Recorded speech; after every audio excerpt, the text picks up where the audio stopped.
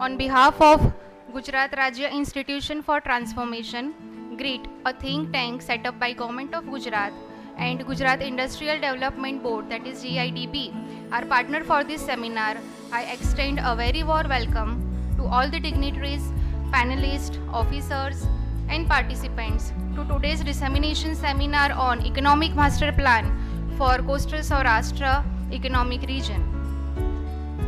We are honored to have with us today our chief guest, Dr. Pradyuman Ganubhai Vaja sir, Honorable Minister of Social Justice and Empowerment, Primary, Secondary and Adult Education and Higher and Technical Education. We are also privileged to welcome Additional Chief Secretary, Industries and Mines, Ms. Mamta Verma Madam.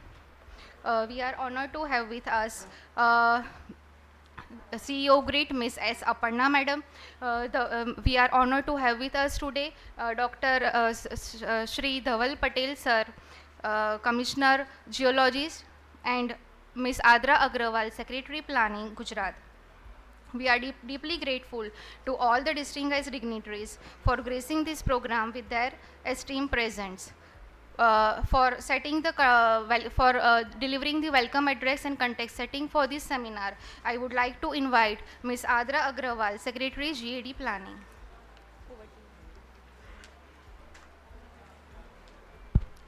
Good afternoon, everyone.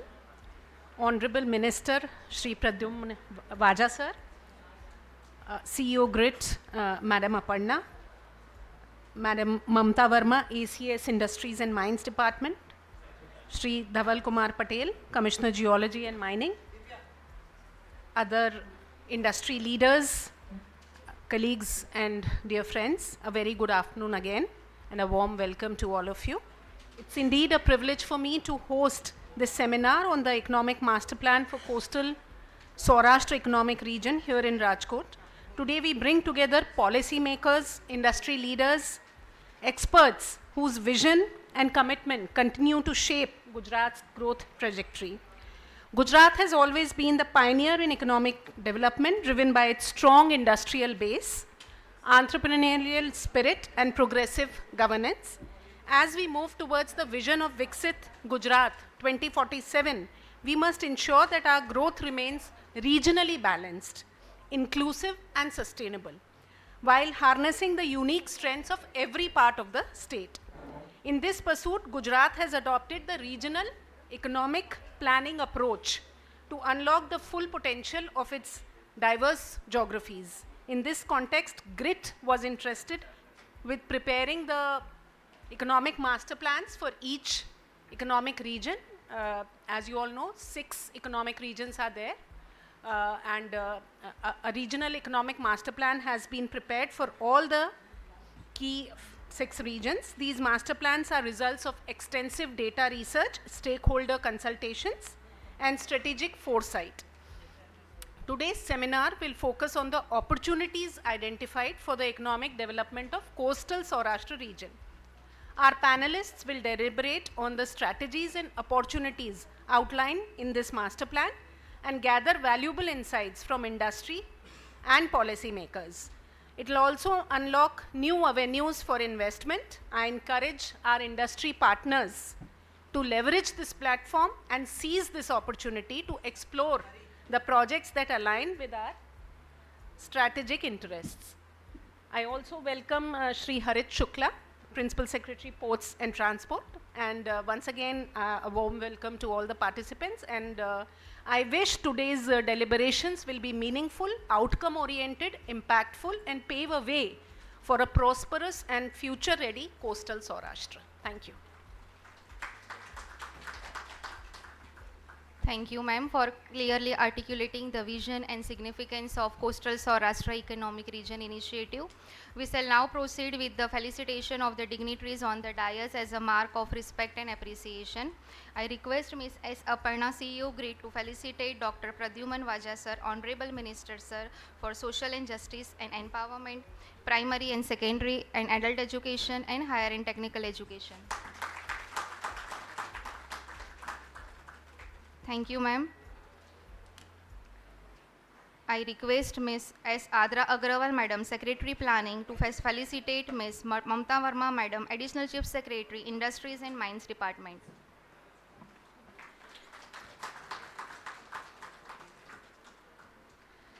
I request Ms. Stuti Sharan, Madam, Joint EO GRIT, to felicitate Dr. Dhaval Kumar Patel, Sir, IAS, Commissioner Geology and Mining, Industries and Mines Department.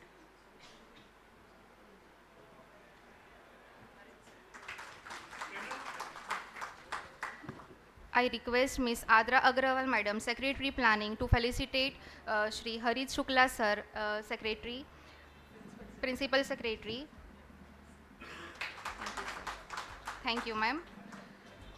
I now invite Dr. Dhaval Kumar Patel, Sir, Commissioner Geology and Mining, Industries and Mine Department and EMP Coordinator for Coastal Saurashtra Economic Region, to make a presentation on Coastal Saurashtra Economic Master Plan.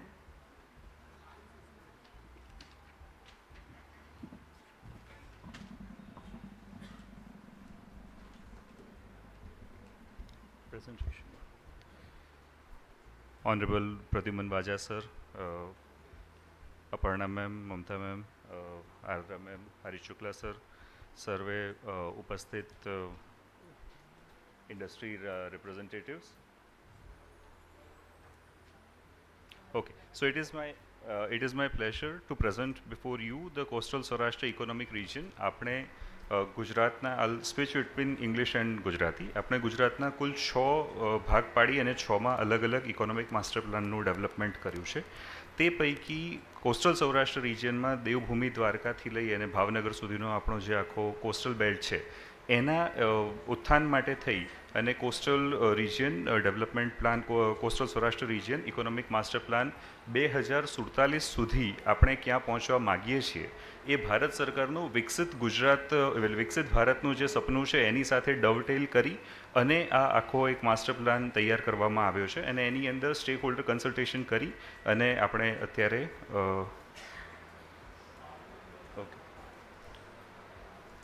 સો વિકસિત ગુજરાત 2047ના 2 પાયા છે earning વેલ living વેલ સારા પૈસા કમાવા સારી રીતે જીવવું આ બંને માટે થઈ અને ગુજરાતને sir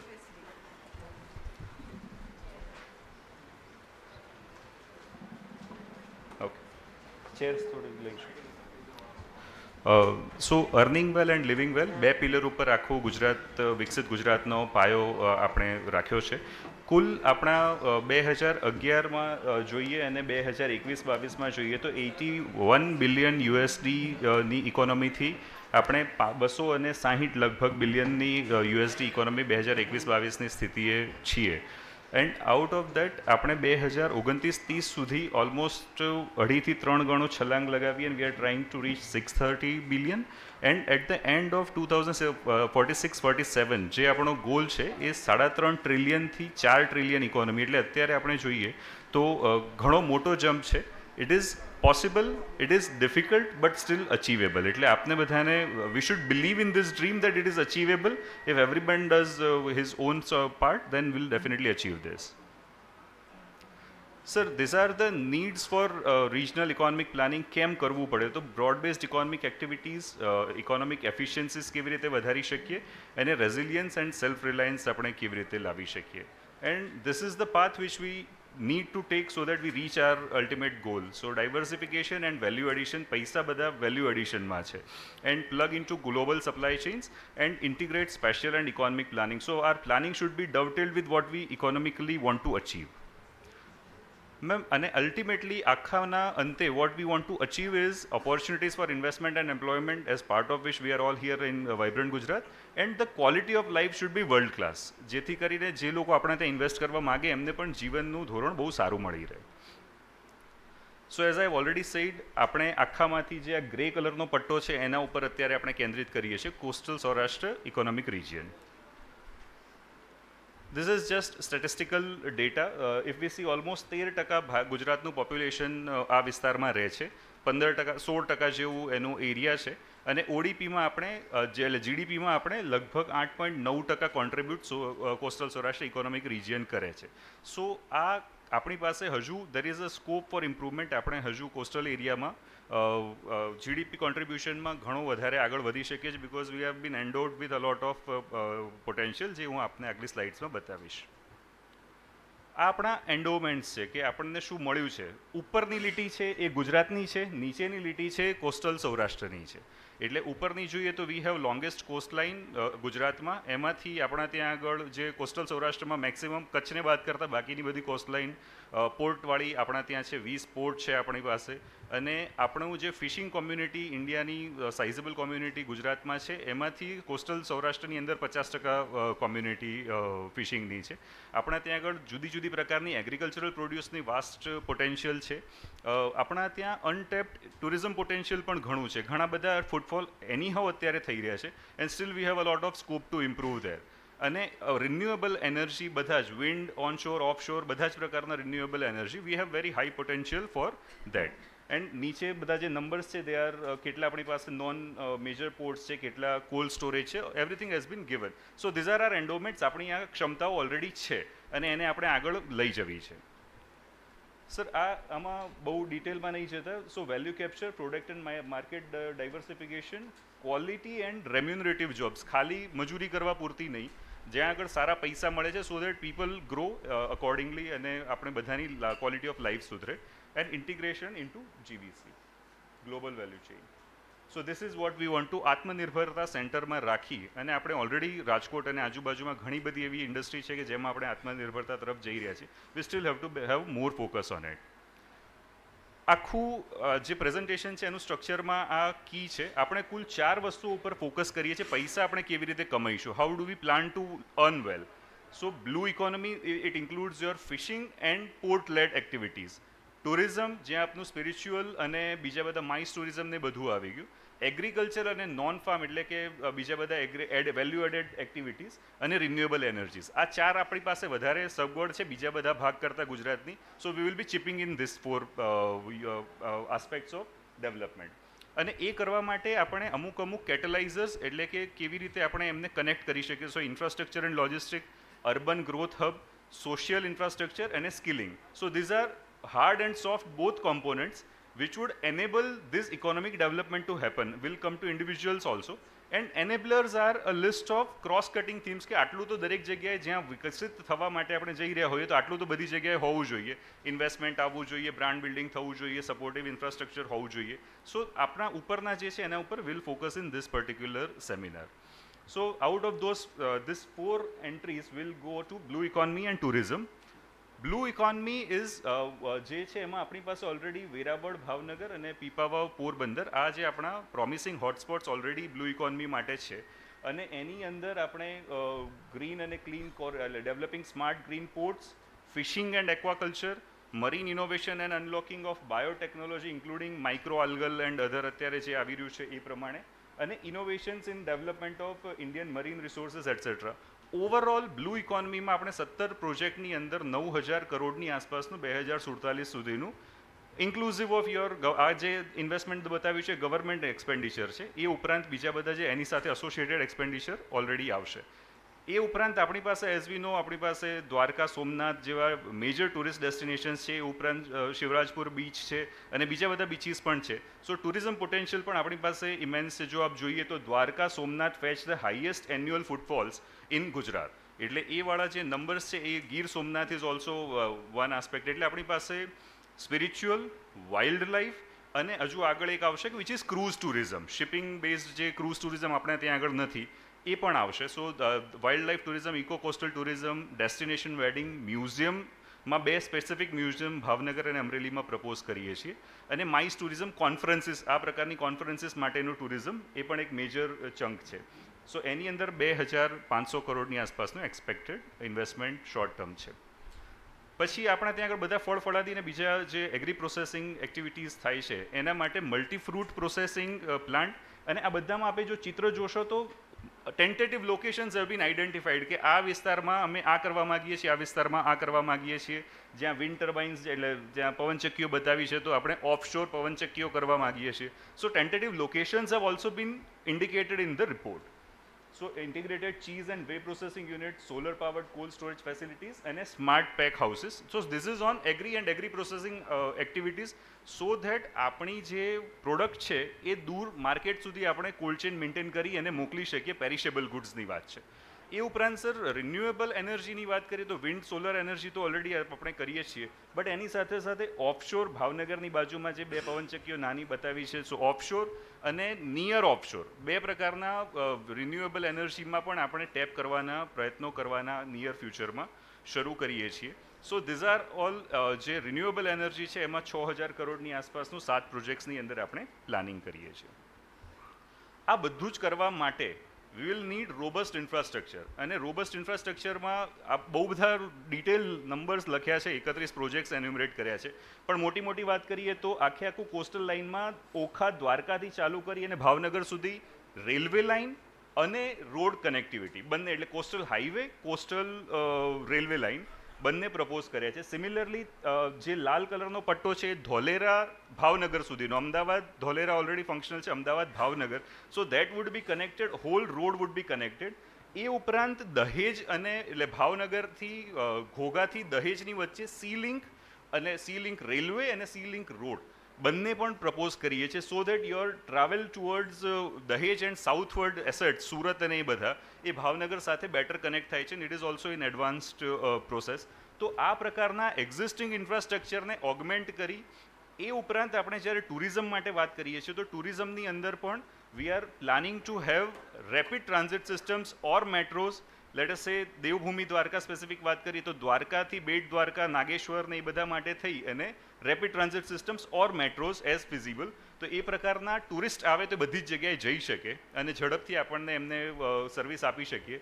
so that has been thought of. Similarly ભાવનગરથી મેં કીધું એ પ્રમાણે ધોલેરા સાથેની કનેક્ટિવિટી, ભાવનગર DMICથી connectivity, so everything which we can envisage for next 20-30 years is already part of this project, and there are a total of 113 projects જે ખાસ કરીને આવા ઇન્ફ્રાસ્ટ્રક્ચર પ્રકારના છે એ આઈડેન્ટિફાઈ કર્યા, એની જવાબદારીઓ આઈડેન્ટિફાઈ કરી છે કે કયું ડિપાર્ટમેન્ટ એને લીડ કરશે અને એ કેવી રીતે આપણે કરીશું. And this projects have emerged after consultation with all the stakeholders, બધાની સાથે ચર્ચા વિચારણા કર્યા પછી આવ્યા છે. સો અર્બન ગ્રોથ હબમાં આપણે બધા જ જાણીએ છીએ કે જે 2 મેજર જુનાગઢ, ભાવનગર 2 આપણા મોટા કોર્પોરેશન્સ છે, એ ઉપરાંત ગીર સોમનાથ, અમરેલી, પોરબંદર અને દેવભૂમિ દ્વારકા આપણા અર્બન હોટસ્પોટ્સ છે, એટલે એને આપણે થોડા વધારે લિવેબલ, વધારે સારી રીતે કરી શકીએ એ માટે થઈને rapid transit systems, development of affordable housing, TPDP should be in telling with the plan which we have made, અને improve service delivery, pedestrian and cycle friendly, એટલે સારું રહેવા લાયક શહેર બનાવવા માટેની જે રિક્વાયરમેન્ટ હોય એ બધા છે. આ સાઈડ ઉપર જોશો તો આપણે આઈડેન્ટિફાઈ કર્યા છે કે આના ઉપર થ્રસ્ટ રાખીને આપણે ડેવલપ કરવું છે. એ જ પ્રમાણે ગ્રીન એનર્જી માટે ભાવનગરમાં મેં કીધું એમ ઓનશોર, ઓફશોર, નિયરશોર માટે કરીએ છીએ, તો એના માટે ટેકનિકલ સ્ટાફ મળી રહે એના માટે ત્યાં સેન્ટર ઓફ એક્સલન્સની એક વિભાવના કરવામાં આવી છે. Coastal Saurashtra blue skills in Bhavnagar, farmer business schools in Junagadh etcetera. So જેના પર ભાર રાખીએ છીએ એ બધા માટે ટ્રેન્ડ મેન પાવર મળે. So this is our soft skilling, કેવી રીતે કરીશું એના માટેનો માસ્ટર પ્લાન છે. And that is also, it does not cost much, but it has a lot of far reaching impact. આ બધી થઈ ગઈ કે જે આપણે પ્લાન કરીએ છીએ. એ ઉપરાંત we have identified 4 game changing plans, એટલે કે જે અત્યાર સુધી આપણે એમાં બહુ વિચારતા નહોતા પણ આપણે એ કરી અને આ દિશામાં જવા માગીએ છીએ. So first is CSER as cruise capital of India. ભારતમાં ક્રૂઝ, ગોવા, લક્ષદ્વીપ, અમુક જે છે એના સિવાય cruise tourism is not a big tourism. ગુજરાતમાં almost negligible, does not exist. તો જો આપણી પાસે બધા જ ડેસ્ટિનેશન સમુદ્રની નજીકના છે, એમને કનેક્ટ કરી અને cruise tourism with stop over, let's સે ભાવનગર સાઈડ સ્ટોપ થતા હોય તો પાલીતાણા જવું હોય તો જઈ આવે, 1 ડે એક્સકર્ઝન થઈ શકે.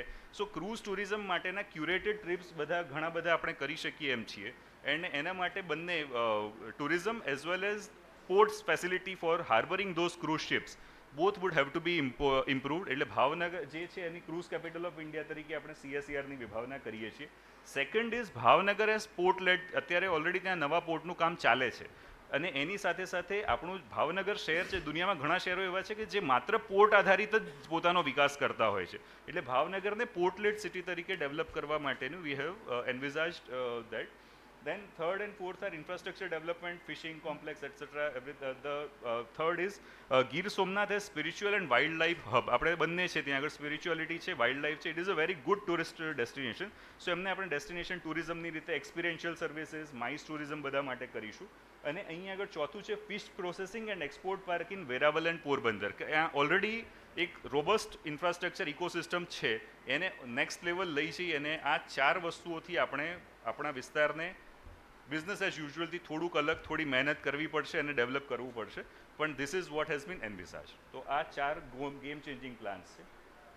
સો ઓવરઓલ મોટું આપણે કરીએ તો indicative, and when we say indicative budget, this is still 2047, પણ 47 સુધીની વાત છે. Not a very short term plan this is. તો એક હિસ્સામાં ગવર્મેન્ટનું ઇન્ડિકેટિવ આજે ઇન્ક્લુડિંગ પીપીપી છે તો 2,85,000 કરોડનું ઇન્વેસ્ટમેન્ટ આપણે આ જે ઇન્ફ્રાસ્ટ્રક્ચર, ઇન્ડસ્ટ્રી, મેન્યુફેક્ચરિંગ બધામાં જે ગેમ ચેન્જિંગ પ્લાન એમાં પ્લાન કર્યું છે. અને આ સાઇડ ઉપર જે જોબ ક્રિએટેડનો એસ્ટિમેશન છે દેટ ઇઝ રફલી to the tune of 29 lakhs job creation.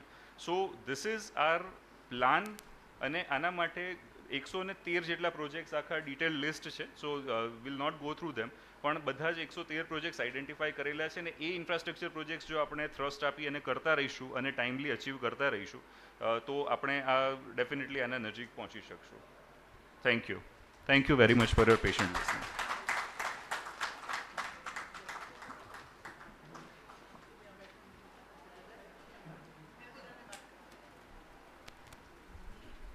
Thank you, sir, for the comprehensive presentation on Coastal Saurashtra Economic Master Plan, which covers current endowment and trends, priority sectors, and economic strategy.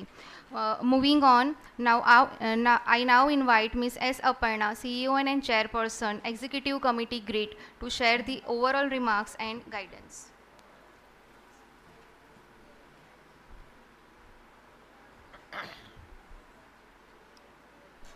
નમસ્કાર, good afternoon. આપ સૌને આવકાર છે. માનનીય મંત્રી મહોદય અને senior officers અહીં ઉપસ્થિત, આ વિસ્તારના જે 6 જિલ્લાઓ છે તેમના ઉદ્યોગપતિઓ, ઇન્વેસ્ટર્સ, યુવાન જે entrepreneurs છે તે તમામ અહીં ઉપસ્થિત છે. તો I would like to give an overall approach to regional economic planning. અત્યારે ધવલ પટેલ સાહેબે ડિટેલમાં આપને કોસ્ટલ સૌરાષ્ટ્ર રિજનમાં શું આપણે કરવા માંગીએ છીએ, શું આયોજન છે તેની એક ઝલક આપ્યું હતું. પરંતુ એક પોલિસી મેકર તરીકે, એક ઇન્ડસ્ટ્રીયલિસ્ટ તરીકે, એક ઇન્વેસ્ટર તરીકે આપને એક પૂર્વ ભૂમિકા અને ઓવરઓલ અપ્રોચની પણ સમજ હોવી જોઈએ, જેથી કરીને અંદર જે એક કરીને કોમ્પોનન્ટ છે તેને અમલમાં કરવા માટે એક સાચી સમજ રહે. તો આપણે રિજનલ ઇકોનોમિક પ્લાનિંગ ગુજરાતમાં વિકસિત ગુજરાતની સિદ્ધિ માટે આપણે પસંદ કર્યું છે. આ એક રસ્તો પસંદ કરી છે અથવા તો એક વ્યૂહરચના છે રિજનલ ઇકોનોમિક પ્લાનિંગ. દેશમાં ગુજરાત એક પહેલો એવો રાજ્ય છે મારા હિસાબથી જેને સમગ્ર રાજ્ય માટે રિજનલ ઇકોનોમિક પ્લાન બનાવી લીધું છે. સૌપ્રથમ સુરત માટે નીતિ આયોગે દિલ્હીથી આવીને રિજનલ ઇકોનોમિક પ્લાન બનાવેલો, જેમાં સુરત, વલસાડ, નવસારી, એ ભરૂચ વગેરેના વિસ્તારો હતા. અને તેમાંથી આપણે જરા સમજીને આપણે બાકી રાજ્યના બીજા 5 આર્થિક વિભાગો બનાવીને તેમના પ્લાન આપણે લગભગ 5-6 મહિનામાં બનાવી દીધું હતું. આ પ્લાન વિકસિત ગુજરાતના વિઝનને સિદ્ધ કરવા માટેના છે. તો એ વિઝન આપણા શું છે વિકસિત ગુજરાત 2047 સુધીમાં આપણે સુનિશ્ચિત કરવા માંગીએ છીએ, ઓફકોર્સ એ પહેલાં પણ થાય, કે દરેક વ્યક્તિ સારી રીતે કમાવી શકે, અર્ન વેલ એન્ડ લિવ વેલ, એમને એક સારો જીવન મળે જેમાં સોશિયલ ઇન્ફ્રાસ્ટ્રક્ચર પણ આવી જતું હોય. એમાં ધ્યેય અથવા તો ક્વોન્ટિટેટિવ ગોલ શું છે કે આપણે ગુજરાત રાજ્યને 2047 સુધી લગભગ $3.5 ટ્રિલિયન ઇકોનોમી બનાવવાની છે.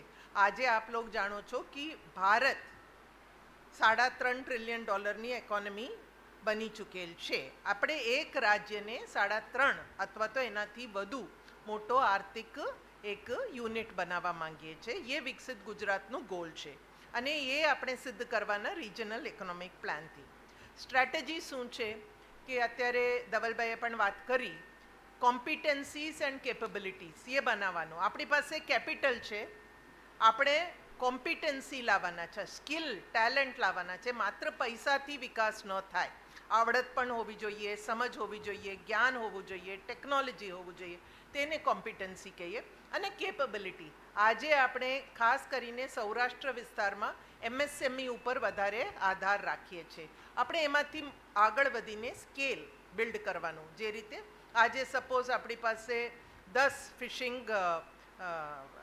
ફિશ પ્રોસેસિંગ યુનિટ હોય તો એને કેમ દરેકને કેવી રીતે મોટું કરીએ, તો કેપેબિલિટી વધારવાનું આપણો સ્ટ્રેટેજી છે. અને અપ્રોચની વાત કરીએ તો અપ્રોચ એ છે કે ગુજરાતના દરેક સમાજના લોકો, દરેક સંવર્ગના લોકો, દરેક વિસ્તાર એક સાથે વિકાસ પામે. અને તેના જ ભાગરૂપે આપણે આજે રિજનલ ઇકોનોમિક પ્લાનિંગ આપને સમક્ષ લાવ્યા છે.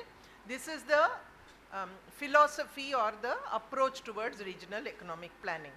આ વાત થઈ છે કે 6 economic region છે. કોસ્ટલ સૌરાષ્ટ્રમાં એક વખત હું માત્ર જિલ્લાઓ ગણી દઉં. આપણે દેવભૂમિ દ્વારકા, પોરબંદર, જૂનાગઢ, ગીર સોમનાથ, અમરેલી, ભાવનગર અને જૂનાગઢ, એ સાથે 7 જિલ્લાઓ આવી જાય છે. Just four everybody's information. આપણે જે રિજનલ ઇકોનોમિક પ્લાન કરીએ છીએ એ માત્ર એક લોકલ કે એક વિસ્તારને આધારિત નથી. આ રિજનલ ઇકોનોમિક માસ્ટર પ્લાનથી, આ આર્થિક વ્યૂહરચનાથી we want to reach national goals and reach the global market. So we do regional planning, we invest in the region, from there we take it to the national goals, that is Vikasit Bharat, and from there we go to the global market. એમાં global માર્કેટને સમજ કરવું જરૂરી છે. અને whatever we are planning, આપણે જે plan બનાવીએ છીએ એ ગ્લોબલ જે ટ્રેન્ડ્સ છે, ગ્લોબલમાં જે જોવા મળે છે વૈશ્વિક જે પરિસ્થિતિઓ છે તેને અનુરૂપ આપણે પ્લાનિંગ કરીએ છીએ. આપ સૌ જાણો છો કે અત્યારે ઘણી બધી અનસર્ટનિટી છે. રોજ એક નવો મુદ્દો આવે છે. ટેરિફ હોય કે વોર હોય કે પેન્ડેમિક હોય, એવા દરરોજ એક નવી વસ્તુ આવે. ક્લાઇમેટ ચેન્જ, સસ્ટેનેબિલિટી, એ વૈશ્વિક મુદ્દાઓ છે. પછી વધુમાં વધુ દેશો એવું કહે છે કે અમારા make in America, make in Egypt, make in ઇન્ડિયાની જેમ દરેકે પોતાનું વિકાસ કરવાનું વિચારે છે. આ તમામ વૈશ્વિક ટ્રેન્ડો છે. અગર આપણે ગુજરાતની વાત કરીએ તો ગુજરાત આપણું મેન્યુફેક્ચરિંગ હબ છે. તો એક રીતે જોઈએ તો આપણું સ્ટ્રેન્થ છે. બીજી રીતે જોઈએ તો એનો અર્થ એ છે કે સર્વિસીસમાં અને પ્રાઇમરી સેક્ટરમાં આપણને વિકાસના ઘણા બધા અવસરો હજી બાકી છે. ફોર એક્ઝામ્પલ મિનરલ, કચ્છમાં કોસ્ટલ સૌરાષ્ટ્રમાં માઇનિંગ થાય છે, પણ આપણે મોસ્ટલી મિનરલ ઓરને એક્સપોર્ટ કરીએ છીએ. આપણે આપણા ત્યાં પ્રોસેસિંગ કરીને બીજા 4 આપણે ઉદ્યોગો સ્થાપિત કરીને બીજા લોકોને નોકરી આપીએ, વધારે ફોરેન એક્સચેન્જ કમાવીએ, તે પ્રમાણે જવા માંગીએ છીએ. સેકન્ડ, ગુજરાતમાં કેપિટલ મૂડીરોકાણની ઘણી બધી અવસરો છે, પણ એ મૂડીરોકાણની સાથે જે ટેલેન્ટની જરૂર છે, જે પ્રકારના વિદ્યા પામેલા અથવા તો જ્ઞાન રાખેલા અથવા તો સ્કિલ્સ સાથેના આપણને મેનપાવર જોઈએ, તે માટે પણ આપણે અત્યારે કામ કરવાની જરૂર છે. તો જ આપણે વૈશ્વિક ટ્રેન્ડમાં જે ટેકનોલોજીનો જે આપણે અત્યારે એક યુગ જોઈએ છે તેમાં આપણે ટકી રહીશું. ત્રીજી વાત અગર આપણે કહીએ કે બિલ્ડિંગ રિજનલ ઇકોનોમીઝ, આપણે એવું ઈચ્છીએ છીએ કે જે રિજનના નેચરલ એન્ડાવમેન્ટ છે, ધવલ પટેલ સાહેબે વાત કરી, આપણી સર 500 કિલોમીટરનું દરિયાકાંઠા છે. દરિયાકાંઠા નેચરલ રિસોર્સિસ માટે બહુ મોટો એક આપણી પાસે હેરિટેજ છે. આપણી પાસે વાઇલ્ડ લાઈફ છે, આપણી પાસે સ્પિરિચ્યુઅલ ટુરિઝમ સેન્ટર્સ છે, આપણી પાસે સારામાં સારા પાક, ખાસ કરીને હોર્ટિકલ્ચર આપણી પાસે. So we use the natural heritage of each area, each region. એ કદાચ તમને બનાસકાંઠામાં ન મળે, દરિયાકાંઠા બનાસકાંઠામાં ન મળે, પણ બનાસકાંઠામાં તમને ખુલ્લી જમીન મળે તો ત્યાં આપણે સોલર પ્લાન્ટ કરી શકીએ. ત્યાં આપણે અલગ પ્રકારના એગ્રીકલ્ચર પ્રોડક્ટ મળે તો તેના અનુરૂપ આપણે એગ્રો પ્રોસેસિંગ લાવી શકીએ. આપણે સાઉથ ગુજરાતની વાત કરીએ તો ત્યાં આપણી પાસે ઇકો ટુરિઝમ માટેના અવસરો છે, કેમ કે ડાંગ છે, વાપી છે, ડાંગ છે, તાપી છે. So every region we have planned.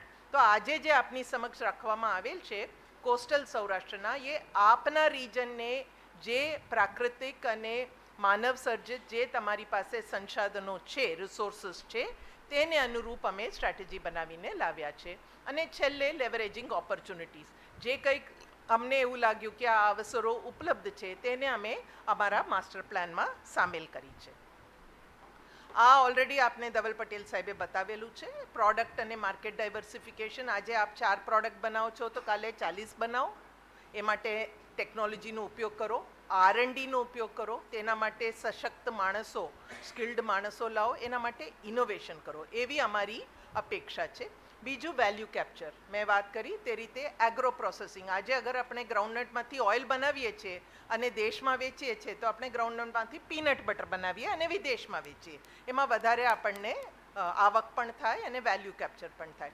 Integration into global value chain. જ્યાં સુધી આપણે ગ્લોબલ વેલ્યુ ચેનમાં આપણો હિસ્સો ન હોય ત્યાં સુધી આપણને વૈશ્વિક તકોનો લાભ ન મળે, એટલે આપણે એ લખ્યું છે. અને છેલ્લું, જે સાહેબે બહુ સારી રીતે વાત કરી કે માત્ર નોકરી નથી પણ સારી અને કમાઉ નોકરીઓ આપણે ઉપલબ્ધ કરવા માંગીએ છીએ.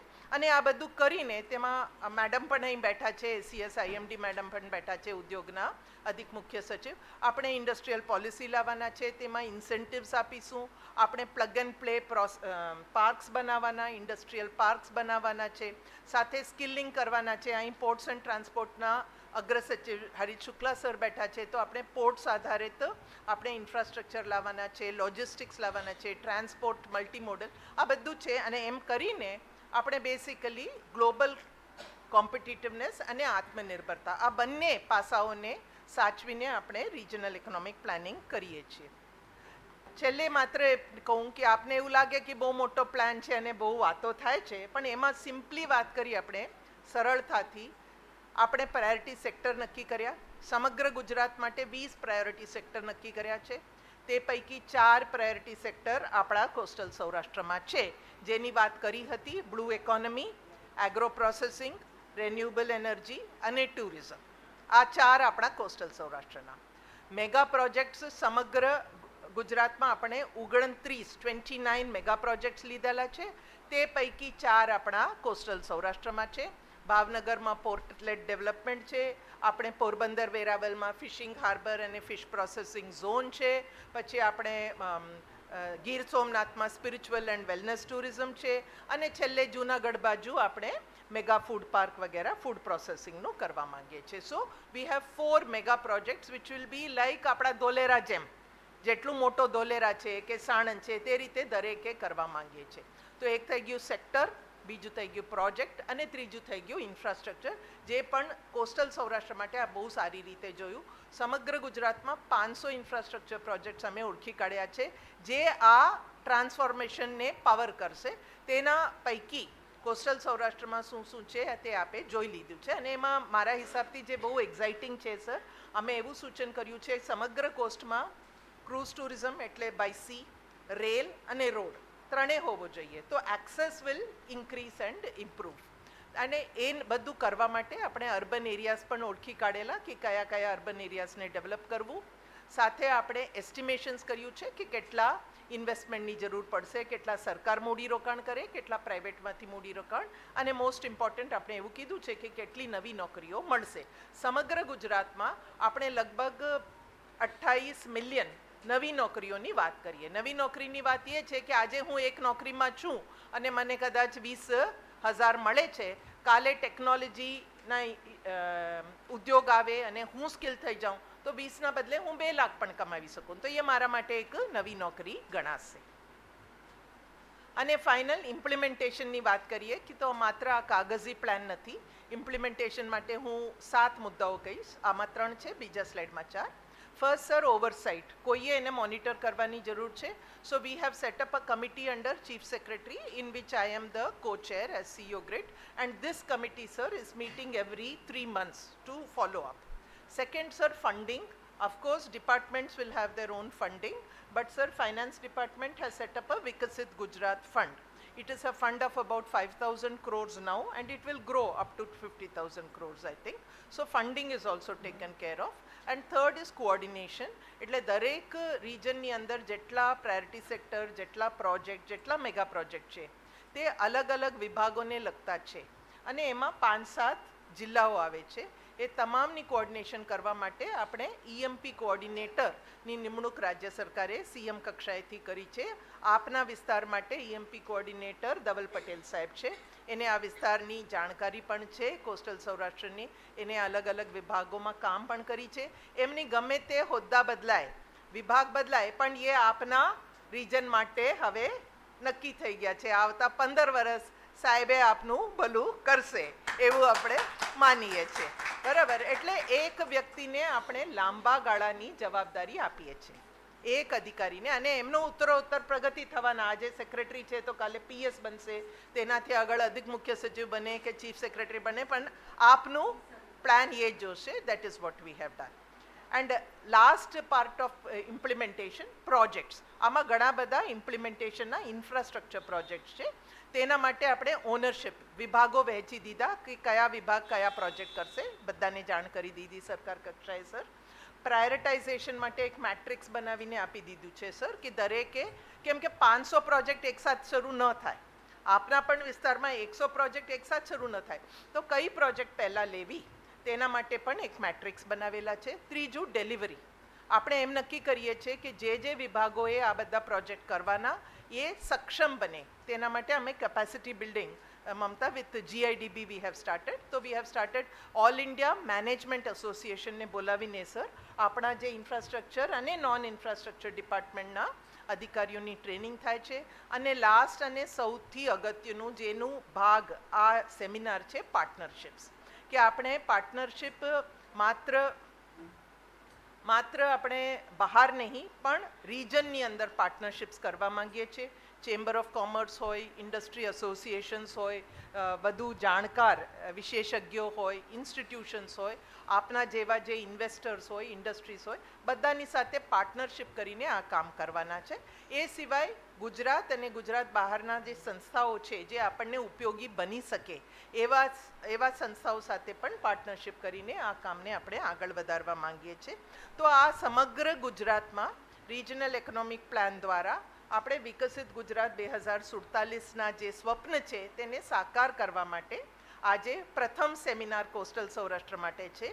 એ પહેલાં સ્ટેક હોલ્ડર કન્સલ્ટેશન ચોક્કસ થયું હતું સર, જ્યારે પ્લાન બનાવતા હતા અમે અમારા KPMGના કન્સલ્ટન્ટ દ્વારા. હવે એને આગળ લઈ જવા માટે આજનું પહેલું પગલું છે. જ્યારે એમાંથી કેટલાક સપનાઓ સાકાર થઈ જશે ત્યારે હું આશા રાખું છું કે આજે જે લોકો અહીં ઉપસ્થિત છે તે એમ ગર્વ સાથે કહેશે કે અમે પહેલા ડગલા પર અમે ઉપસ્થિત હતા. Thank you.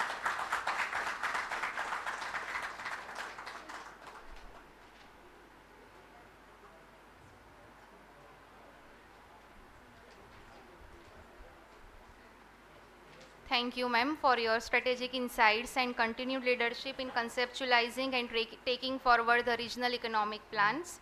Moving ahead, we are honored to have with us today Dr.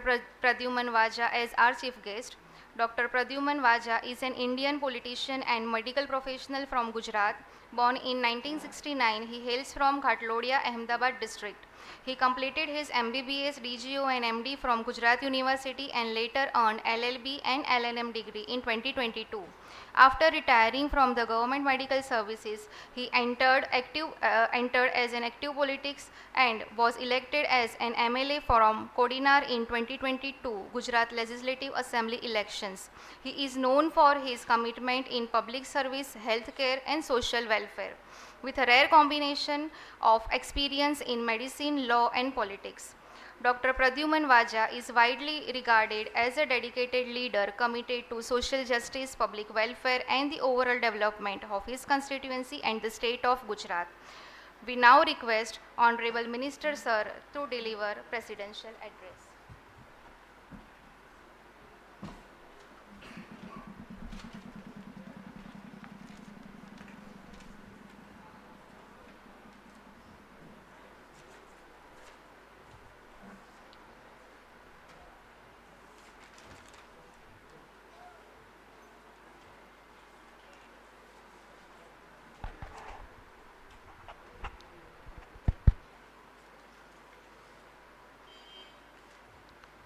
Namaskar to each and every one of you present in this hall.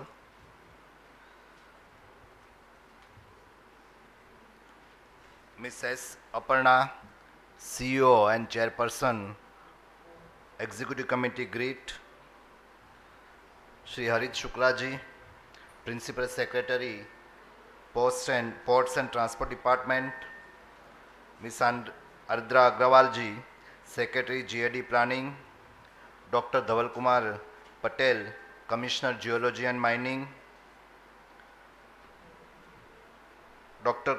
the panelists for the today's seminar, Dr. Rajat Roy Chaudhary, Mr. Srijit Menon, Shri Anil Ranavasya, Shri R.M. Tanna, Dr. Arun Padyar, Joint Executive Officer GREET, Madam Stuti Charan, all the corporate giants present in this audience, young entrepreneurs, and the invited guests. A very good afternoon to all of you. First of all, at the outset, I bring greetings and blessings from the land of Lord Shiva, that is Somnath Mahadev.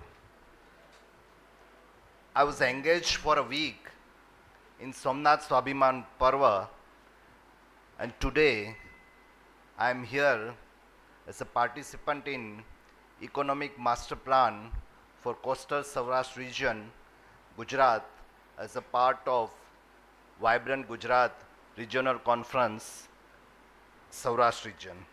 So this is an excellent example of our Honorable Prime Minister, Mr. Narendra Bhai Modi's vision, Vikas bhi or Virasat bhi. Yesterday I was a part of Virasat and today I am a part of Vikas. So our journey towards development gained new momentum when our Honorable Prime Minister Narendra Modi ji articulated the vision for Viksit Bharat in 2022, a call that inspired every state to reimagine its future with ambition and clarity. In alignment with this national aspiration, the government of Gujarat unveiled its own strategic roadmap, that is Viksit Gujarat at 2047 in 2024, laying out a transformative agenda for holistic, all-inclusive and future-ready growth. Friends, Gujarat has long been a pioneer in holistic economic development, and 2 decades ago, it hosted the first Vibrant Gujarat Global Summit, launched under the leadership of our own visionary Prime Minister, Shri Narendra Modi ji, the then Chief Minister of Gujarat. Continuing this spirit of forward-looking progress that we gather today to discuss the immense economic promises of the Coastal Saurashtra region, a region deeply rooted in Gujarat's history and culture, now standing on the brink of extraordinary transformation, ready to become a dynamic engine of the state's development journey. Friends, today's gathering is more than a panel discussion. It is a collective effort, as rightly said by our previous speaker, to envision how this unique belt of Gujarat can emerge as a model of sustainable and inclusive regional development. Because it's always a team effort. When I define a team, each letter in team represent T is together, E is everyone, A is achieve, and M is more. That is together, if together everyone achieves more, that is the real meaning of team. And in recent years, this nature strengths have opened the door to new opportunities, whether in responsible marine-based industries, value-added agriculture, tourism, or clean energy. As the state progresses towards its vision of Viksit Bharat and Viksit Gujarat, this region is poised to play a major role. Previous speaker has in detail described each and every promising future opportunistic of this region. So I will just rushing through quickly. Now let us talk of first point is blue economy. The coastline of Gujarat has large ports, diverse marine resources, a thriving fishing ecosystem. With this right focus on scientific practices, modern logistics, training and sustainability, this region can evolve into a hub of blue economy and ocean-based industries, strengthening coastal infrastructure, promoting research in marine sciences, expanding responsible aquaculture, and developing skills for youth in maritime services can together create a future-ready blue economy, one that grows without compromising ecological balance. The strategic role of ports is central to transforming Coastal Saurashtra into a high-growth maritime and transport trade ecosystem. Bhavnagar itself is emerging as a shining example of port-led development supported by major projects such as the Brownfield Port and the world's first CNG terminal, which strengthen Gujarat's position as a state with the longest and one of the most crucial coastlines for trade. The second important point, as rightly described, is tourism.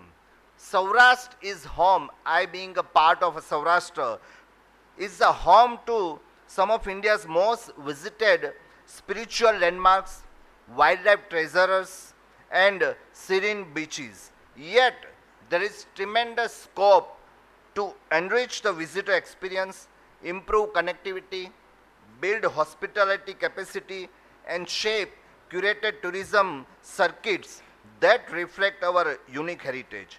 If we approach tourism development with sensitivity, protecting the environment while expanding opportunities, this region can emerge as a global showcase for spiritual, nature-based, and coastal tourism.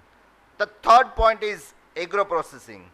The coastal belt, it produces an impressive range of crops ranging from oilseeds and cotton to fruits, vegetables, and horticultural varieties.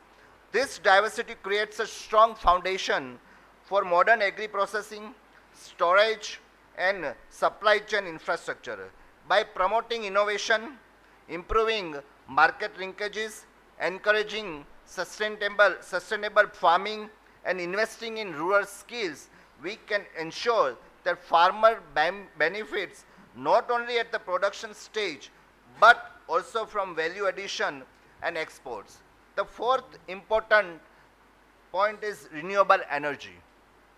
The potential for wind, solar, and hybrid energy solutions and future technologies is tremendous. With ongoing improvements in policy support, industrial infrastructure, and global partnerships, this region can become a hub for next generation clean energy manufacturing, research, and deployment, contributing significantly to India's green transition. For any region to grow, connectivity and governance play a decisive role.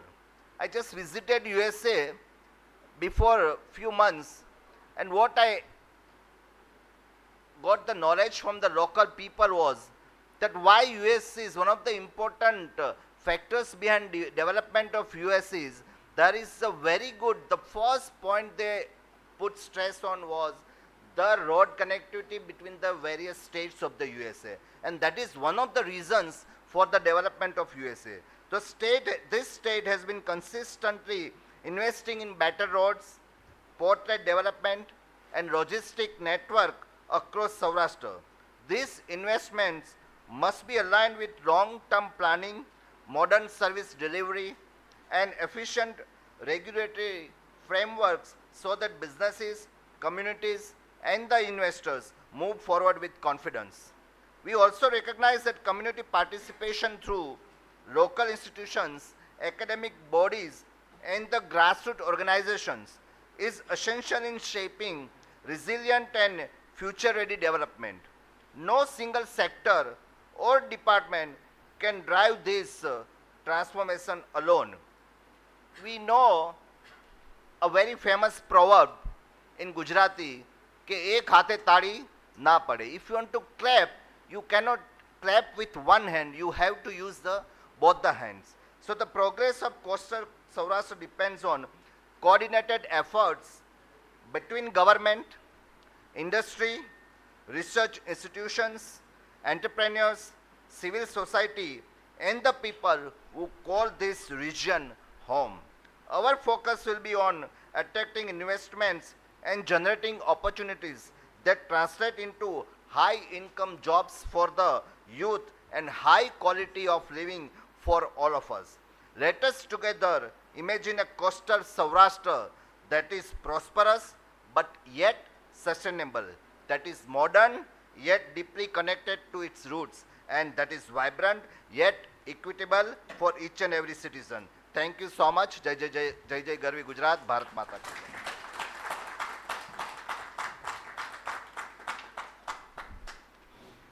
Thank you, Honorable Minister, sir, for your guidance and encouragement. We are grateful for your continued commitment towards achieving Viksit Gujarat at 2047. Gujarat, with its longest coastline and rich aquatic resources, holds a strategic position in India's fisheries sector. GRID, in collaboration with the Commissionerate of Fisheries, Government of Gujarat, organized a national-level stakeholder forum on realizing the full potential of fisheries in Gujarat in December 2025 at Verawad, Gujarat. I now request Honorable Minister, sir, and other dignitaries to unveil the proceeding report of this event.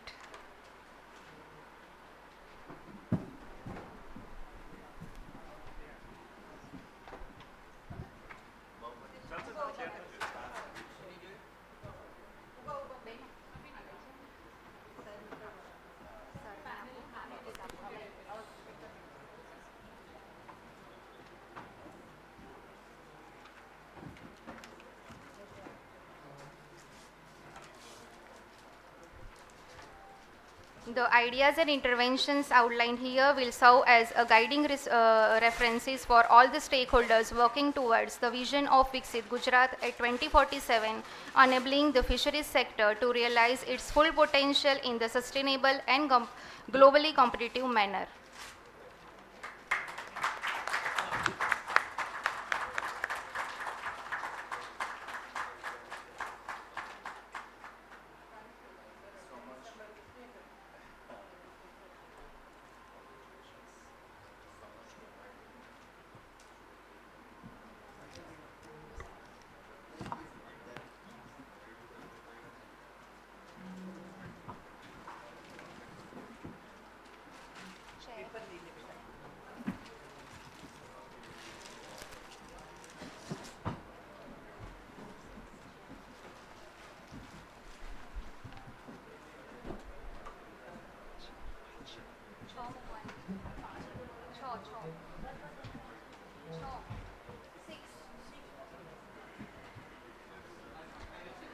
We now move to the panel discussion on the Coastal Saurashtra Economic Region. I invite our moderator, Mr. Rohan Gaur, Team Lead Core Support Unit GRID and Associate Director KPMG to join us for the panel discussion. I now invite our panelist, Dr. Rajat Roy Chaudhary, Director Merizon. Rajat has over 30 years of demonstrated history of working in the environmental engineering research and service industry. Strong business development, research and consultancy professional skilled in water resources, coastal processes, sustainability, engineering, feasibility studies, environment impact assessment and environmental awareness. I invite Mr. Srijit Menon, Head Green Business, Aban Power Limited. Srijit holds a bachelor degree from VIT University, a master degree from University of Greenwich, UK, and has completed post-graduation management program from IIM Indore and MDI Gurgaon. He serves as a head of green business at Aban Power Limited, where he spearheads initiatives aimed at driving the company's renewable energy vision forward. I request Shri Anil Ranawasya, Collector and District Magistrate, Junagadh. Shri Anil is an IAS of 2014 cadre. and is currently serving as a collector of Junagadh. He holds a BTech in Electronics and Communication from Nirma University of Science and Technology, Ahmedabad. I invite Shri R.M. Tanna, Collector, Devbhoomi Dwarka. He is an IAS officer from 2012 batch officer from Gujarat cadre with a background in CA, IIB, MCom and BCom. He is dedicated to public services.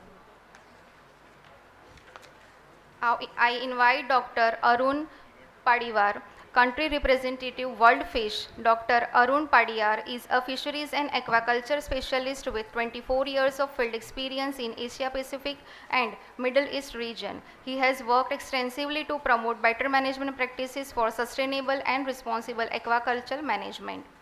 I request Rohan Gaur to start the session. So good afternoon. We have been working on the Coastal Saurashtra master plan for over 5 months now, and under the leadership of our great CEO, Ms. Aparna ma'am, and of course the senior IAS officers of Government of Gujarat. It has been actually a pleasure that today, after so much of effort, we are looking towards implementation of this economic master plan in front of you, investors, and all other senior dignitaries. So, sir, we have had multiple interaction with industry leaders, with government officials also. So we have a distinguished panel here in terms of the senior IAS officers as well as the industry leaders. But sir, Anil sir, I want to start with you on this because you have had a fairly long period in Junagadh as a district collector. You have interacted with multiple number of people in terms of your experience. So sir, what do you think? What is the vision that you have in terms of 2047 for your district currently, and what is the message that you want to give to these investors who want to invest in not just Junagadh but in the entire region in terms of the opportunities available?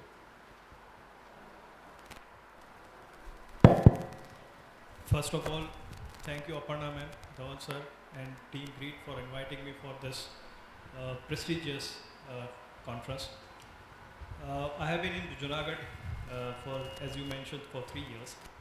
Junagadh is basically as far as economy concerned, there are 3 major sectors which is running Junagadh. First is the agriculture-based economy, second is the tourism, and we have good heritage also there. So these are the major 3 sectors which are running the Junagadh-based economy. Apart from that, we have marine economy also there.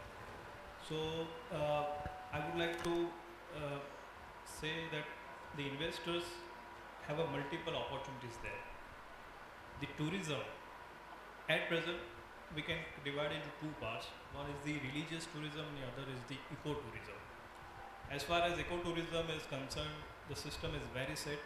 You go to Sasan, you have online permit, you go to Safari and other hotels and resorts are available. And the system is very set. But as far as religious tourism is concerned, the system is still in a very primary stage. Just want to give an example. Like if you come to Junagadh, then we need a system where any person can contact some company or some local support, where they can be given the information which all ashrams are there. How can you go to Girnar? What is the history of religious infrastructure there? So all these things, we need investment there. So whenever anyone can come there, then they get that information, they get the transport facility, they get options regarding the food, and they also get information regarding the connecting other centers, like Sasan is there, then Porbandar is there, Somnath is there. So we need that.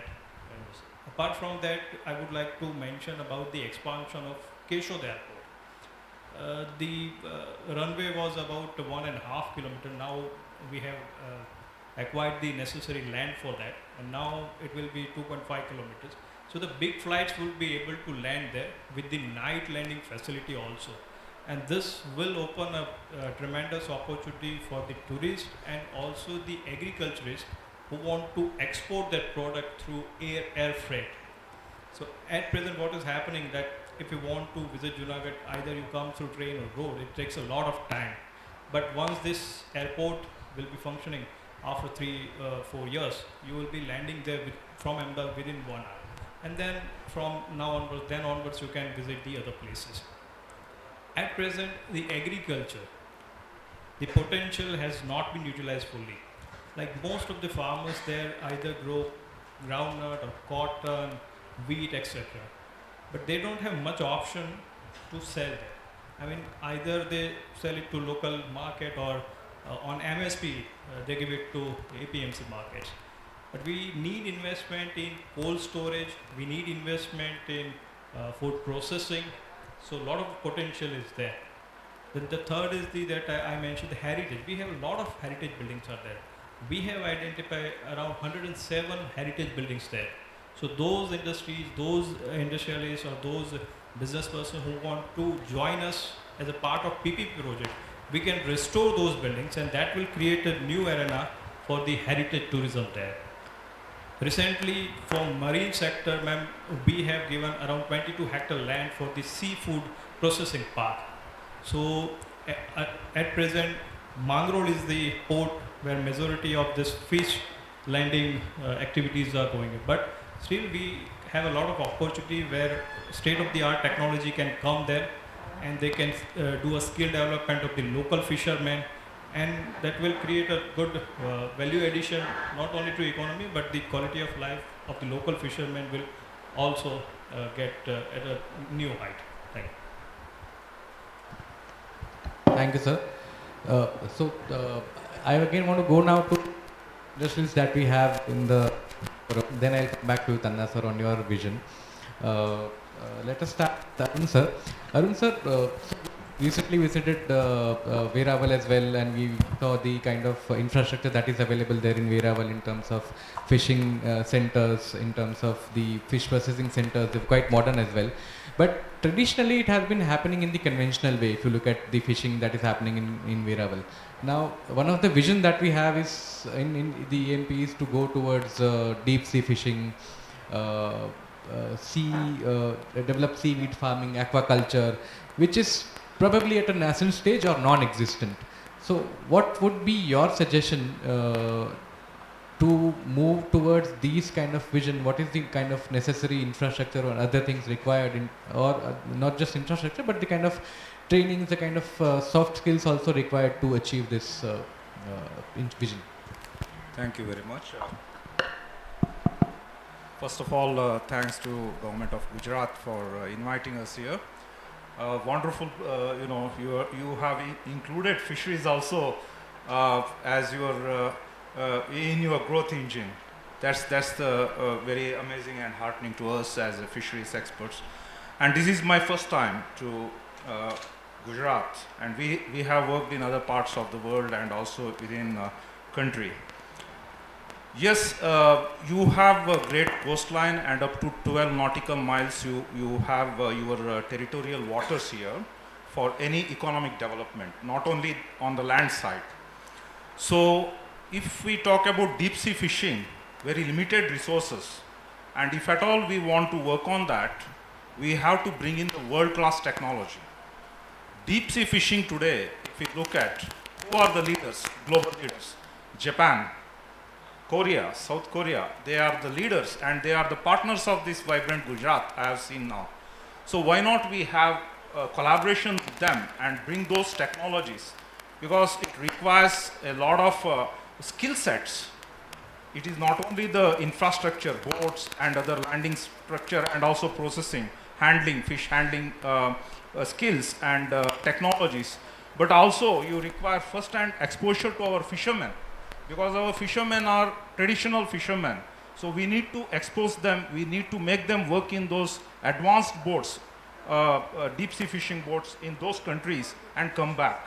So that is one thing what I suggest, and also to fisheries department officials to expose to those technologies, that is also very important. Second thing, just now I came back from your hangar there.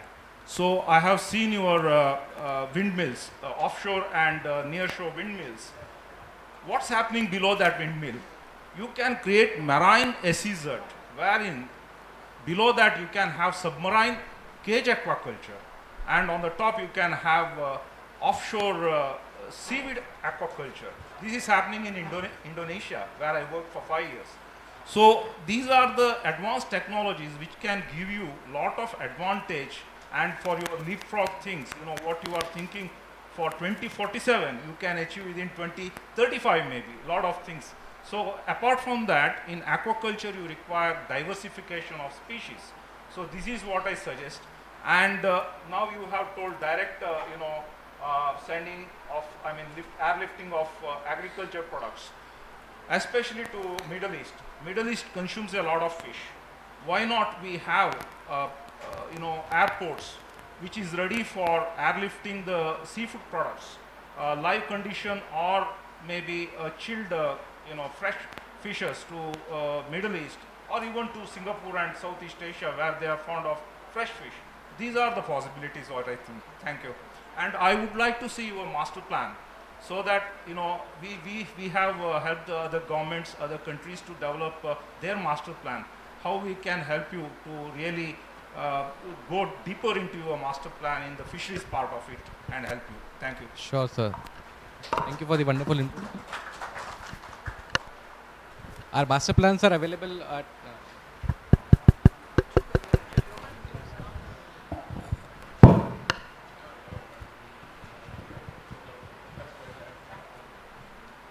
Hello. Yeah. Our master plans are on the website, sir. It is under, it's at grit.gujarat.gov.in and it is under the ENP tab. They're all available, all the 5 master plans that Grit has prepared, sir. So for all of us as well. I want to come to Srijit, you now. We have been having quite a lot of interactions on renewable energy, on offshore wind in the coast of Gujarat. I know you also moderated a CEO roundtable yesterday where you interacted with a lot of CEOs for the offshore wind in Gujarat. Now, what do you think, what is your view as to how does this trajectory go from here and what is the need of the hour for government of Gujarat as well as investors to achieve this vision of offshore wind? I know we have had quite of other options, but I think we should be focusing on how do we achieve that. Yeah, thanks. Thanks so much, Rohan. And first of all, thank you to Gujarat Raj Institution for Transformation for having me here today. Thank you, Aparna ma'am. Pleasure to see you again. So I think before, so offshore wind is a conversation that India's been having for the last 10, 12, 15 years now. We've had multiple stakeholders, we've had investors coming in, we've had tenders that have been floated and then got cancelled, the quite recent one being in December. And I think the issue when it comes to offshore wind is the fact that we're not addressing it from the perspective of what the challenges that the industry faces. Instead, it's more from a perspective of shoving offshore wind down someone's throat, right? And I think you have to give credit where it's due to the Gujarat government, where especially in the departments like GPCL and the energy departments actually realized and seen an opportunity where if we need to get to offshore wind, let's look at offshore wind as a transition piece. Let's look at offshore wind as a wider aspect of an opportunity. But to get there, let's see if there is an opportunity for us to get into something else. And that's essentially what the conversation has been for the last couple of weeks now, and the culmination was what happened yesterday. So nearshore is now picking up a lot of trajectory in terms of the conversation, and I can see why. It makes a lot of sense to look at nearshore wind, and there's 3 elements if you think about it. So nearshore essentially is, it needs to be defined. At the moment, we don't know what nearshore is as per the policy because it doesn't come on the onshore wind side, it doesn't come on the offshore wind side. So it's not clearly defined by the ministry. But that said, if you look at conventional rule of thumb, the tidal line essentially characterizes what is offshore and what's not offshore. If nearshore if it goes by rule of thumb, we still have the right amount of wind resource in Gujarat. We're not talking about reinventing the wheel in terms of turbines. We're talking about the exact same onshore wind turbines that India already has. We're talking about 2 megawatt, 3 megawatt, 5 megawatt machines that already exist, but needs to change its marine grade rating system. So essentially needs a bit of marine protection. But what does that give you immediately? It gives you ready-made available machines with obviously an added component in terms of marine durability. We already export a huge amount of turbines, blades, generators from India, which means the existing port infrastructure should be able to handle whatever nearshore wind projects require. We have the right kind of cranes, we have the right kind of barges, the lift vessels, everything's available. So why not look at nearshore wind from a perspective of a bridge that allows you to transition from onshore to offshore, but use nearshore as your testing grounds from a policy perspective, from a technology perspective, see what we're good at, what we're not good at, then play around with it. So we in the industry have a saying that offshore wind, if offshore wind is your graduation, consider nearshore wind as your classroom, right? So use nearshore wind as a classroom to learn, study, analyze, make mistakes, but then eventually graduate towards offshore wind, which is a 36, 70, 80 gigawatt opportunity as a country. So that's what I see. And then like Sir was talking about in terms of fishing communities, I see no better generational opportunity for communities apart from offshore wind, right? These projects last for 25, 30, 35 years, depending on how they're maintained. Globally, if you look at the examples that wind farm operators use, the impact of fishing communities is huge, right? Vessels that guard offshore wind farms are fishing vessels. Navigational control or charters or masters are essentially people who come from the fishing community. I would trust my guts and instincts completely on a fisherman's navigation skills over any GPS device, right? He knows his. It's a fact. It's a fact, right? If you were lost at sea, and you had a fisherman on board, a woman on board, who knows his or her pathway across the entire landscape of where he or she fishes, that can't fail over a GPS. A GPS can fail any minute.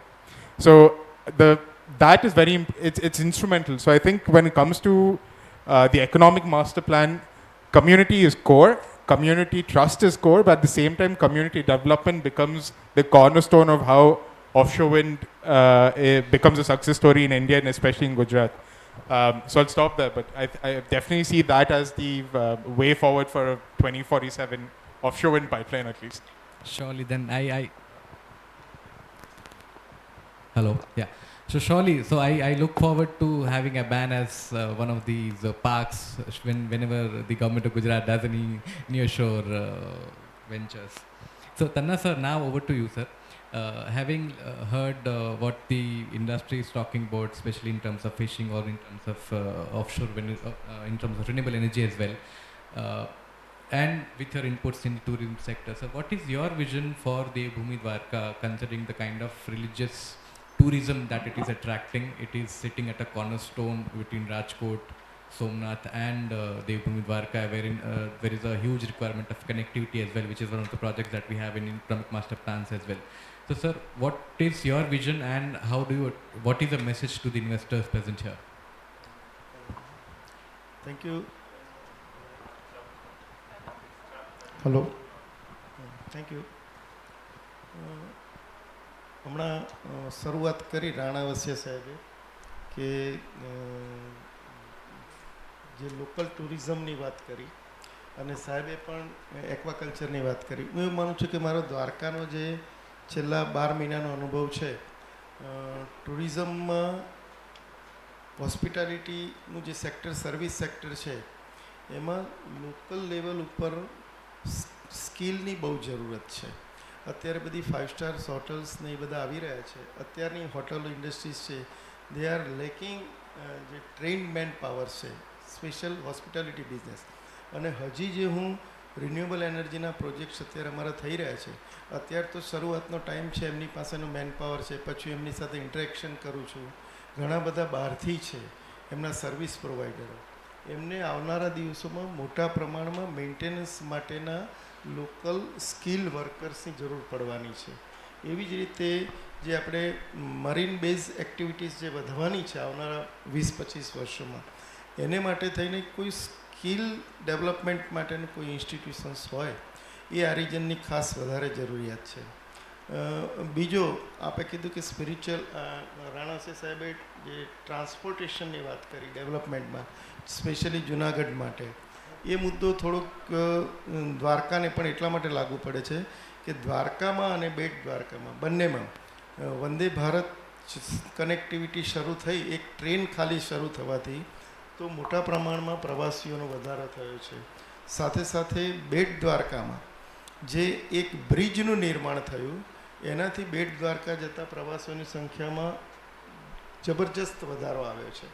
અને એને કારણે જે આખી circuit ઊભી થઈ દ્વારકા, નાગેશ્વર, બેટ દ્વારકા અને શિવરાજપુર, એટલે લોકો જે એક દિવસ દ્વારકા માત્ર દર્શન કરવા રોકાઈ જતા હતા, બીજા દિવસની ટ્રેન ના મળે અથવા તો કનેક્ટિવિટી ના હોય કે સાંજે મોડા પહોંચ્યા છે અહીંયા દ્વારકા એટલે રોકાઈ જઈએ, એના બદલે થોડુંક વધારે સમય ગાળવા માટે, વધારે એન્જોય કરવા માટે એક્ટિવિટીઝ એ એમને મળી રહી છે. એટલે એ સેક્ટરમાં કનેક્ટિવિટી જે હું કહું છું, પોરબંદર કોસ્ટલ આપણા પ્લાનમાં પણ છે, રેલવે ટ્રેકની ખાસ એક જરૂરિયાત છે ત્યાં, કે જેથી ગુડ્સ માટે પણ અને એટલે હું માનું છું કે આ બે મુદ્દા ઉપર આપણા જે મને ખ્યાલ છે કે અમે જે સ્ટેક હોલ્ડર્સનો આ પ્રમાણે સેમિનાર થયો હતો ત્યારે પણ અમે બધા હતા, એમાં પણ આ મુદ્દો ચર્ચાયો હતો. અને આપણે કદાચ આ પ્લાનમાં પણ એ બે વસ્તુ તમે જે આપણે ધવલ પટેલ સાહેબે જ્યારે લીધી ત્યારે એ પ્લાનમાં પણ લીધેલી છે. એટલે હું માનું છું કે આપણે જે કન્સીવ કર્યું છે એની દિશામાં જે કદાચ પહેલું પગલું તો આમાં મુકાઈ ગયું છે કનેક્ટિવિટી માટે અને ટ્રેનિંગ માટે.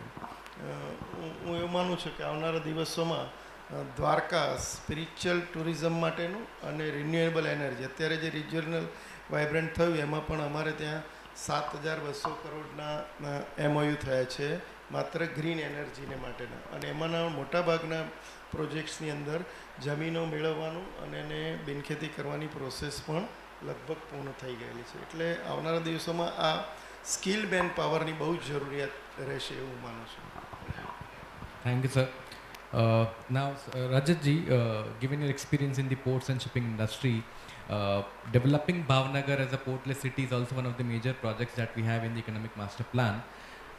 What do you think are your suggestions in terms of to the state government as well as to the investors to tap this opportunity, considering that Gujarat has a major share in the cargo movement across India? It has wonderful ports and highest number of ports probably in the country. So what would be your message to tap this opportunity? I know you have a presentation as well you want to talk about, but I mean, whatever suits with you, sir.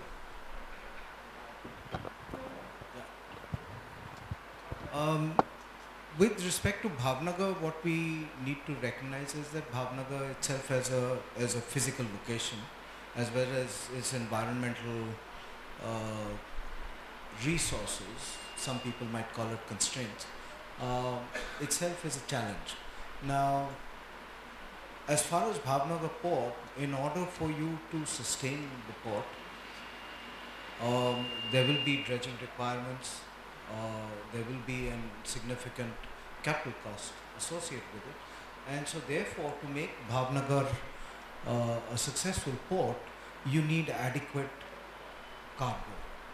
It has to be a significant resource that can cater to a lot of cargo. I'll just give you an example. If you look at, let's say Mundra, or you look at Dhamra, the size that they are talking about essentially takes care of all these operational costs of dredging. So let's say if I'm dredging a certain quantity for 30 million, right? Let's say 5 million for 30 million of cargo, and I scale that up to 200 million, but I only double the dredging. It means that the dredging cost per unit ton reduces significantly. So therefore, Bhavnagar, in my opinion, the volumes have to be significant, right? Only because of its challenges with respect to dredging, its approach, and all of that. If I consider along the coast of Gujarat, really speaking, you've got on the Gulf of Kutch side, you've got similar constraints with the environment with respect to sedimentation. If I look at from, let's say, Dwarka to Diu, I've got sandy beaches. There's a potential for us to do something there. Whereas from Diu to Alang, you've got a relatively more rocky coast. So some challenges in that location. So immediately my thought is that the potential is probably greater between Dwarka and Diu, right? Indeed, we need to keep in mind that every location will have its environmental challenges, right? In Dwarka, you've got, I mean, in this sandy beach coast, you've got the turtle nesting grounds and things like that. So we've got to be aware of that. You know, the thing is that the key thing is that you have to ask whether you need to try to maximize cargo volumes, or you need to target specific cargo that would lead to development inland, right? So that's one choice that we have to make. If we want to handle all kinds of cargo at each one of the ports, then we might not really achieve what we want, because there's competition. Amongst the ports itself, there's significant competition. Does that answer pretty much what you want to know?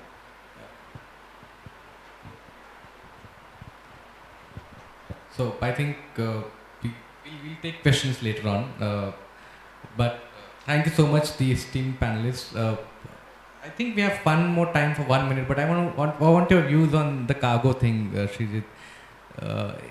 Does it really make sense to have one cargo? Will it be more fruitful, or are you talking about different type of cargos at different ports, like what Mundra does? No, I think I completely agree with Sir's point of view. You know, it at the end of the day, it kind of falls down to what's there available nearby, right? Like if you have a cluster that is export oriented, that's nearby, yes, it makes sense to have a very specific sort of port logistic hub over there.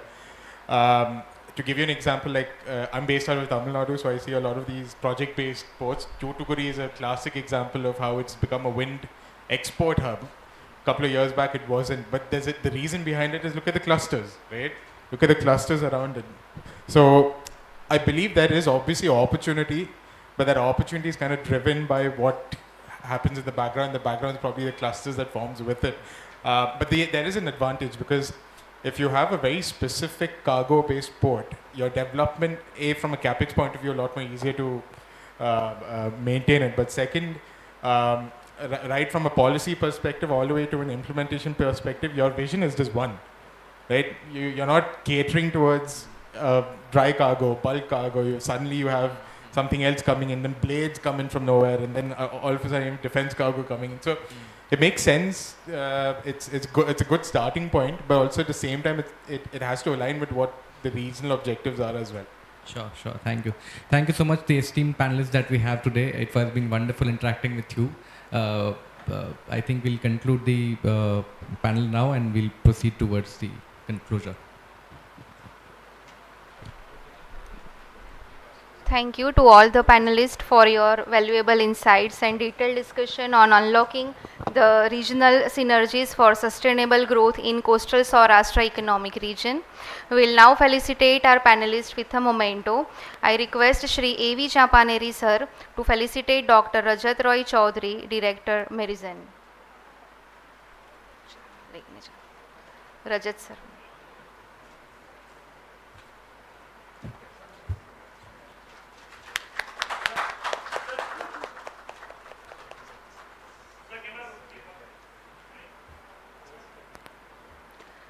I request Ms. Priyanka Kumar, Senior Manager GIDB, to felicitate Mr. Srijit Menon, Head Green Business Urban Power Limited.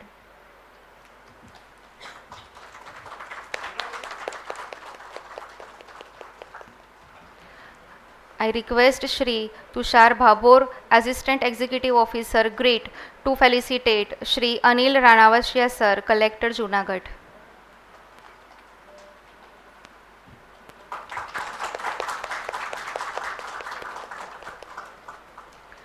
I request Mr. Devang Vegad, Consultant KPMG, to felicitate Shri R.M. Tanna Sir, Collector, Devbhumi, Dwarka.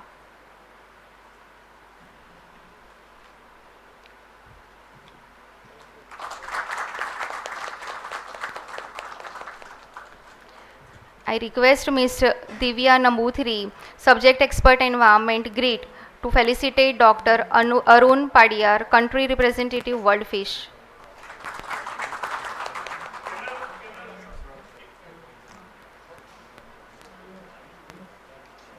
I request Dhaval Patel sir and CEO Grit ma'am and Suti ma'am to come on the stage for a group photo with the panelist.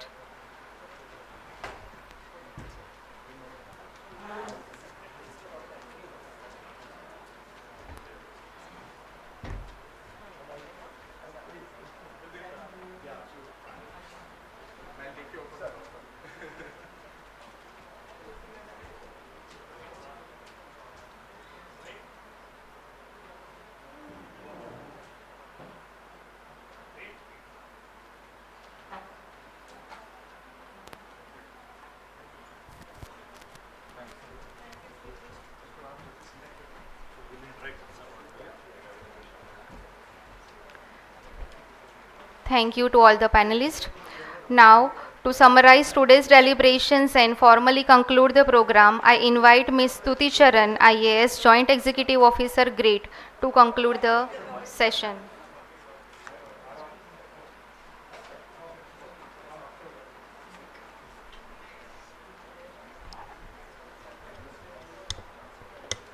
Yeah, on it.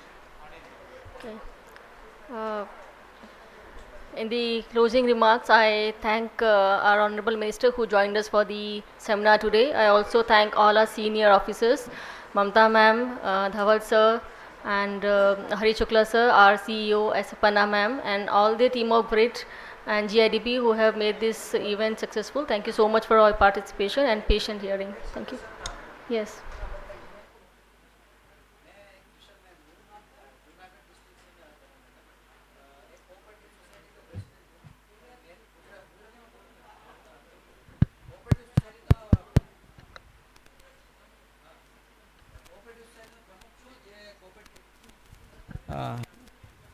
નહીં નહીં બેન કહેવા દે એક cooperative સોસાયટીનો પ્રમુખ છું જે જુનાગઢ જિલ્લામાં base છે અમારી ફિશરીઝ કોઓપરેટિવ સોસાયટી છે એમાં 6000 આસપાસ મેમ્બર્સ છે બધા ટ્રેડિશનલ ફિશરમેન્સ છે મારી સજેશન છે ફિશરીઝ માટે અમને ભારત સરકારે બેસ્ટ ફિશરીઝ કોઓપરેટિવ સોસાયટીનો એવોર્ડ પણ આપેલો છે ભારતમાં ફિશરીઝની બેસ્ટ કોઓપરેટિવ એટલે મારું મેડમ એક સજેશન છે કે જુનાગઢ જિલ્લામાં જે આ સરસ મજાનું આયોજન છે અમારા ફિશરમેનો માટે છે અમને બહુ સારું લાગ્યું જુનાગઢ જિલ્લો એક જ એવો જે કોસ્ટલ જિલ્લો છે જેમાં એકય ફિશ પ્રોસેસિંગ જીઆઈડીસી નથી સાહેબે એનાઉન્સ કર્યું અમને સાહેબે જુનાગઢમાં પણ સાહેબે એનાઉન્સ કર્યું હતું સાહેબે ખૂબ મહેનત કરી છે વ્યક્તિગત ખૂબ મહેનત કરી છે પોતે અમારા કલેક્ટર સાહેબ પોતે સાઇટ વિઝિટ માટે આવ્યા છે અને ખૂબ મહેનત કરી છે તો મારી એવી રિક્વેસ્ટ છે મેડમ કે આ ફિશ પ્રોસેસિંગ જીઆઈડીસી બને અને અમારા લોકોને એમાં ખૂબ કારણ કે મેક્સિમમ મહિલા રોજગારી મળે એમ છે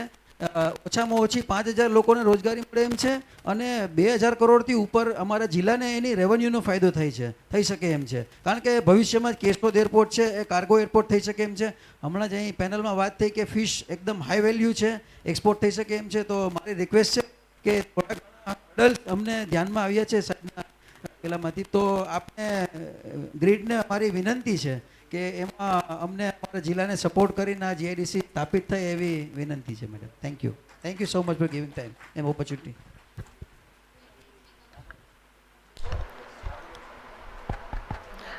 With this, we conclude today's seminar. Thank you all for your valuable participation and cooperation. Thank you.